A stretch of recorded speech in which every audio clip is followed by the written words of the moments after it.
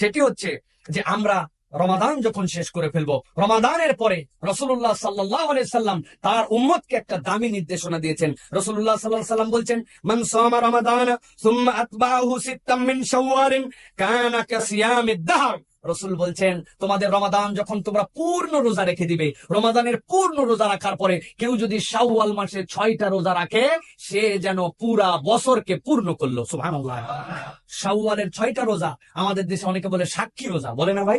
সাক্ষীটা কি ইসলাম? এরকম কিছু নাই। আবার অনেকে যুক্তি দিয়ে চমৎকার করে বলেন, 30টা রোজা যদি 10 করে ধরি তাহলে 300, আর 6 10 60। এই বছরের হিসাবে চন্দ্র বছর যেহেতু 356 দিনে 57 দিনে হয়, এই হিসাবে এই 30-এ 300 আর ওইদিকে 6-এ 60, পুরা বছরটা। এটা হাদিসের কথা নয়, আমরা আমাদের বিবেক খাটায় বলি, কিন্তু রসুল বলছেন এটা সহি কথা, কানা কাসিয়ামিদ দাহর, সে যেন পূর্ণ রোজা রাখলো। সুতরাং আমরা তৌফিকে কুলালে এটা অত্যন্ত দামি সুন্নাহ, শাওয়াল মাসে আমরা এই রোজা রাখবো ইনশাল্লাহ। পারবো তো ইনশাল্লাহ?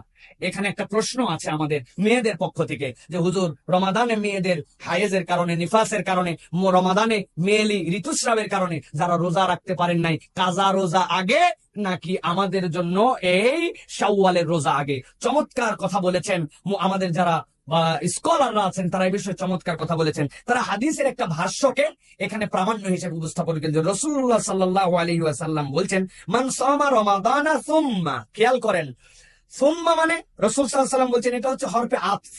আতফ মানে কি? আগের সাথে এটাকে মিলায় রাখে, তারতিব এবং তাকিব, এই জিনিসটা বোঝানোর জন্য, বিন্যাস এবং ক্রম ধারার জন্য সুম্মা আছে। রাসূল বলছেন, মান সামা রমাদান, যে রমাদানের রোজাগুলা পূর্ণ করলো, তারতিব এবং তারকিব কি? এরপরে ক্রমবিন্যাস হচ্ছে সুম্মা আতবাহা সিত্তাম মিন শাওয়াল, পূর্ণ হওয়ার পরে রমাদানের পরে শাওয়ালের 6টা রোজা রাখলো।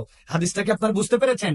তাহলে পূর্ণ করার পরে যদি শাওয়ালের রোজা রাখে, এই হাদিসের ব্যাখ্যা করে যারা আমাদের মুহাদ্দিস আছেন তারা বলছেন, কোন মেয়ের যদি ফরজ রোজা ছুটে যায়, তাহলে তো রমজানের রোজাগুলা তার এখনো পূর্ণ হয় নাই, পুরা মাস হয় নাই। এই জন্য তার দায়িত্ব আগে ফরজ আদায় করা, এরপরে শাওয়ালের রোজা রাখা। এটাই হচ্ছে তার জন্য নির্দেশনা। শাওয়ালের রোজা না রেখে যদি আপনি দুনিয়ার থেকে চলে যান, আল্লাহ আপনাকে একটিবারও জিজ্ঞাসা করবেন না, কিন্তু একটা ফরজ রোজা আপনার মাথার উপরে থেকে গেলে আল্লাহর কাছে আপনাকে জিম্মাদার হতে হবে। এই জন্য রাসূল বলছেন, কেউ যদি ফরজ রোজা মাথার উপরে রেখেও চলে যায়, তার কাফফারা তার সন্তানের পক্ষ থেকে আদায় করে দিতে হবে। একমাত্র সালাতের কোনো কাফফারা নাই, তাছাড়া এইটা আপনার জন্য কাফফারা আছে।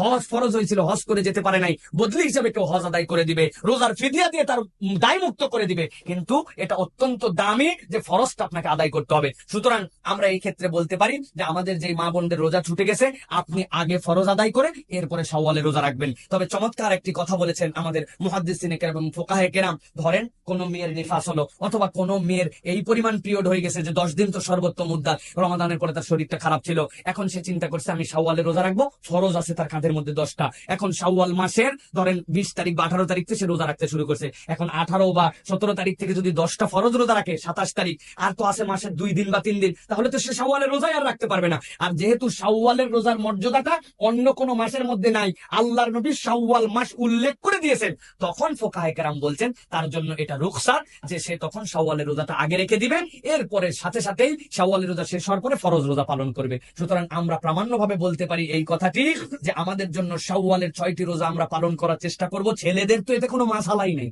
ছেলেরা যারা আমাদের এই হক আদায় করে নিতে হবে। আর মেয়েদের ক্ষেত্রে আগে ফরজ রোজা, পরে শাওয়ালের রোজা রাখা উত্তম। তবে মাস যদি শেষের দিকে চলে যায়, কুলায় উঠতে না পারে, তাহলে শাওয়ালের রোজা রেখে দিবেন, এরপরে ফজর রোজা আদায় করবেন। আশা করি আমরা বুঝতে পেরেছি। আল্লাহ রাব্বুল আলামিন আমাদেরকে তৌফিক দান করুন, বলেন আল্লাহুম্মা আমিন।